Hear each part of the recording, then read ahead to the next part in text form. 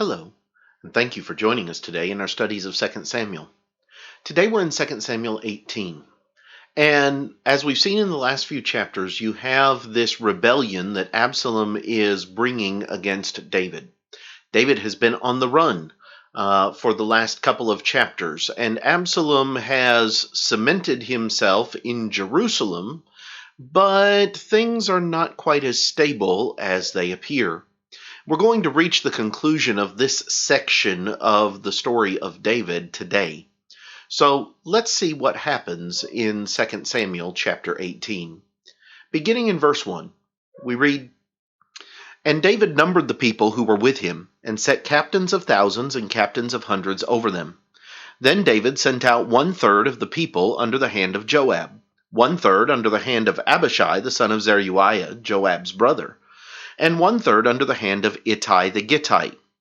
And the king said to the people, I will surely go out with you myself. But the people answered, You shall not go out. For if we flee away, they will not care about us, nor if half of us die, they will care about us. But you are worth 10,000 of us now, for you are now more help to us in the city. Then the king said to them, Whatever seems best to you, I will do. So the king stood beside the gate, and all the people went out by hundreds and by thousands. Now the king had commanded Joab, Abishai, and Ittai, saying, Deal gently for my sake with the young man Absalom. And all the people heard when the king gave all the captains orders concerning Absalom. So the people went out into the field of battle against Israel, and the battle was in the woods of Ephraim.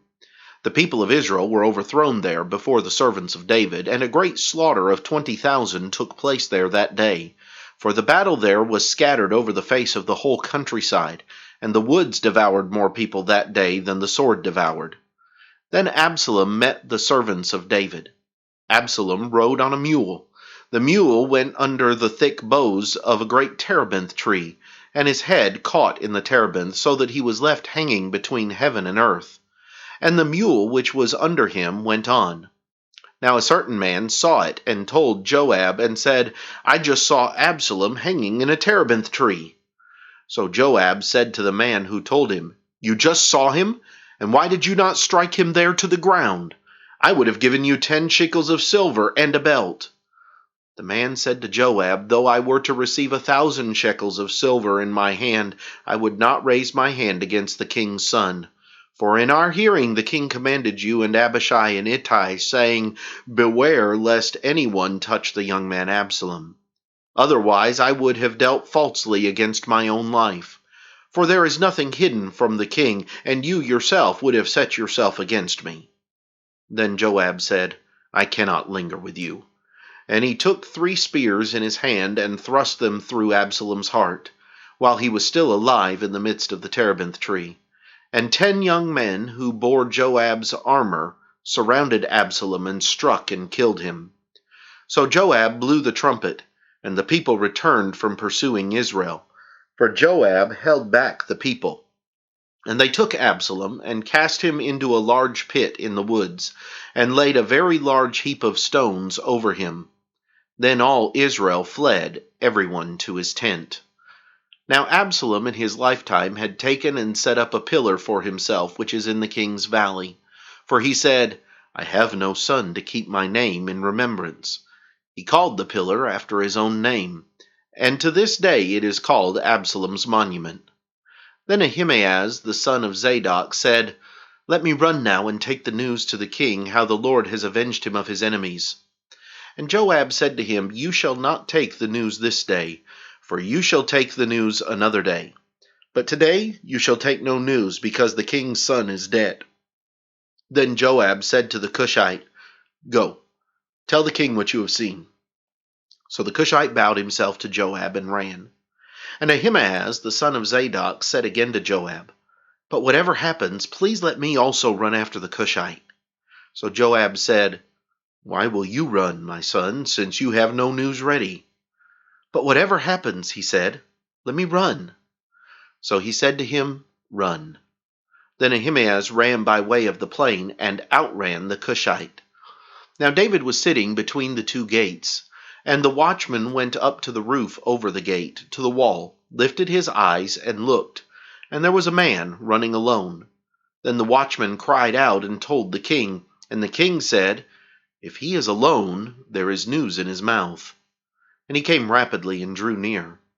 Then the watchman saw another man running, and the watchman called to the gatekeeper and said, "There is another man running alone." And the king said, "He also brings news." So the watchman said, "I think the running of the first is like the running of Ahimaaz the son of Zadok." And the king said, "He is a good man, and comes with good news." So Ahimaaz called out and said to the king, "All is well." Then he bowed down with his face to the earth before the king and said, "Blessed be the Lord your God, who has delivered up the men who raised their hand against my lord the king." The king said, "Is the young man Absalom safe?" Ahimaaz answered, "When Joab sent the king's servant and me, your servant, I saw a great tumult, but I did not know what it was about." And the king said, "Turn aside and stand here." So he turned aside and stood still.